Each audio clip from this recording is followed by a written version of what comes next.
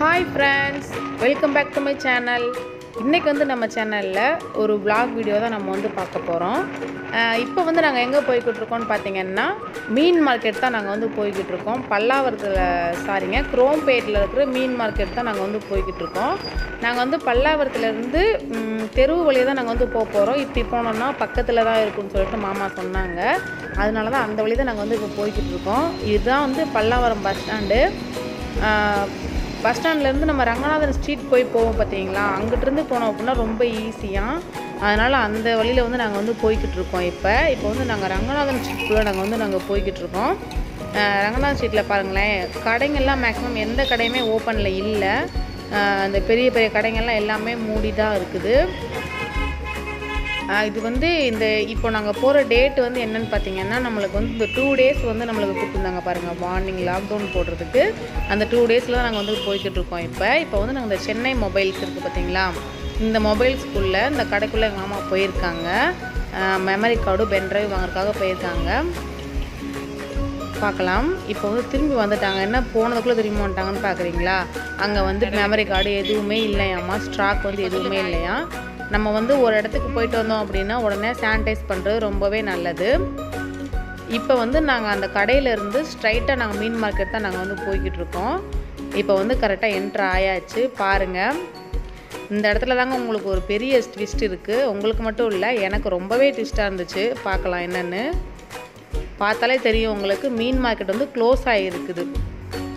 ஆனால் இந்த மாதிரி தப்பை யாருமே பண்ணிடாதீங்க. நாங்கள் வந்து ரொம்ப சொதப்பலாயிருச்சுங்க எங்களுக்கு இந்த ஒரு விஷயம்.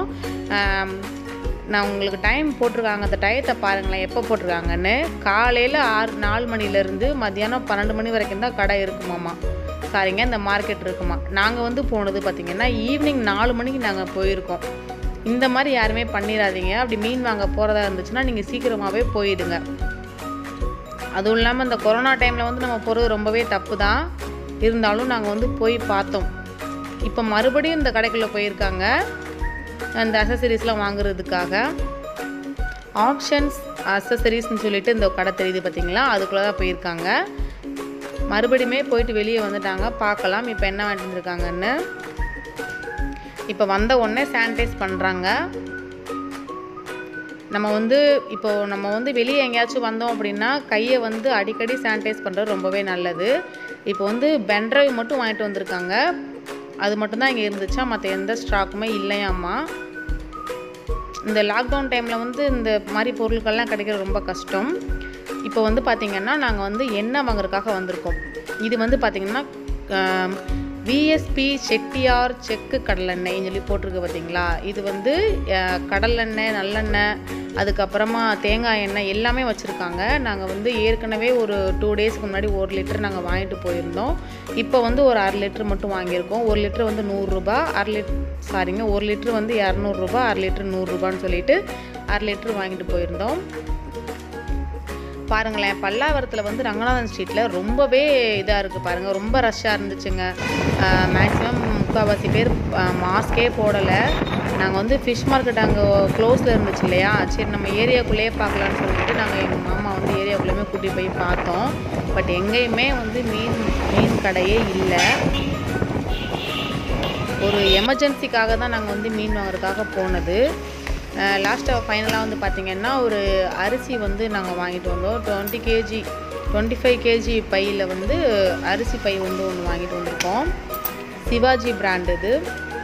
இப்போ வந்து நான் வெளியே போயிட்டு வந்தது உடனே நான் வந்து குளிச்சுட்டேன். தலைக்கு வந்து நான் குளிச்சுட்டேன். இப்போ வந்து நம்ம வெளியே போயிட்டு வந்தோம் அப்படின்னா மேக்ஸிமம் வந்து எல்லாருமே குளிச்சுடுங்க. அப்படி குளிக்கலை அப்படின்னா கை கால் மூஞ்சியாச்சும் கழுவிடுங்க. அதெல்லாம் விட நம்மளை குளிக்கிறது ரொம்பவே பெட்ரு. பட் வெளியே எங்கேயாச்சும் போயிட்டு வந்தீங்கன்னா கண்டிப்பாக வந்து நீங்கள் குளிச்சுடுங்க. மோஸ்ட்லி இந்த டைமில் வெளியே போகாமல் இருக்கிறது ரொம்ப ரொம்ப நல்லது.